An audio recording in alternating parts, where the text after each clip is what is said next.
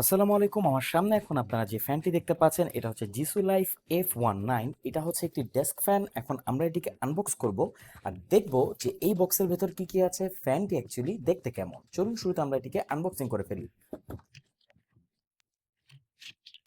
Alright, এর বক্সে আমরা পেয়ে যাব একটি ইউএসবি টু টাইপ সি কেবল।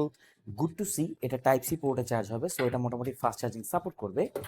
পেয়ে যাব আমরা জিসু লাইফের একটি স্টিকার এবং এখানে রয়েছে ফ্যানটি, আর তার সাথেই থাকবে একটি ইউজার ম্যানুয়াল। অবশ্যই এটা একটু পড়ে নেবেন। অলরাইট, এটা হচ্ছে জিসু লাইফের FA19। আর এটাতে আপনারা পেয়ে যাচ্ছেন 7টি পাখা। আর এটাকে কিন্তু আপনারা চাইলে 360 রোটেট করতে পারবেন, উইচ ইজ গ্রেট। এখানে পেয়ে যাবেন আপনার টাইপ সি পোর্ট, আর এ পাশেই পাবেন এর একটি বাটন, আর এখানে জিসু লাইফের ব্র্যান্ডিং। এই বাটনটিতে প্রেস করলে ফ্যানটি ওপেন হয়ে যাবে।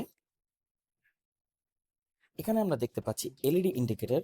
এখানে ফ্যানটি অন থাকলে এখানে গ্রিন বাটন জ্বলবে, আর এখানে যেই স্পিডে থাকবে সেই স্পিডের লাইটটি জ্বলবে। এখন নাম্বার 1-এ আছে, এই বাটনটিতে প্রেস করলেই স্পিড চেঞ্জ হবে। এখন নাম্বার 2, এখন নাম্বার 3। এটাই হচ্ছে এই ফ্যানের টপ স্পিড। এটার বাতাস খুবই ভালো, আর এতে পাচ্ছেন খুবই ঠান্ডা একটি বাতাস।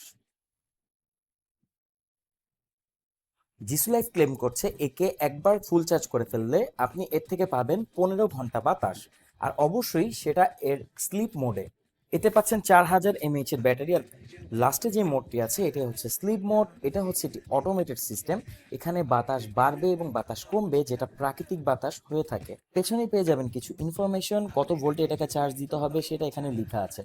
এটাকে ক্যারি করা খুবই সহজ, আপনি যে কোনো জায়গায় এটাকে ক্যারি করতে পারবেন খুব ইজিলি। চাইলে এভাবে স্ট্যান্ড করে রাখতে পারবেন যে কোনো জায়গায়। আপনার পছন্দ মতো তো একে অ্যাডজাস্ট করতে আপনি পারবেনই। জিসু লাইফ FA19 আমাদের কাছে পাচ্ছেন সব থেকে বেস্ট প্রাইসে। এই দুটো কালারে বর্তমানে অ্যাভেলেবেল আছে, গ্রিন এবং হোয়াইট। অর্ডার করতে কমেন্ট করুন, আমাদেরকে ইনবক্স করুন। এখনই পাচ্ছেন সব থেকে বেস্ট প্রাইসে। Thank you so much.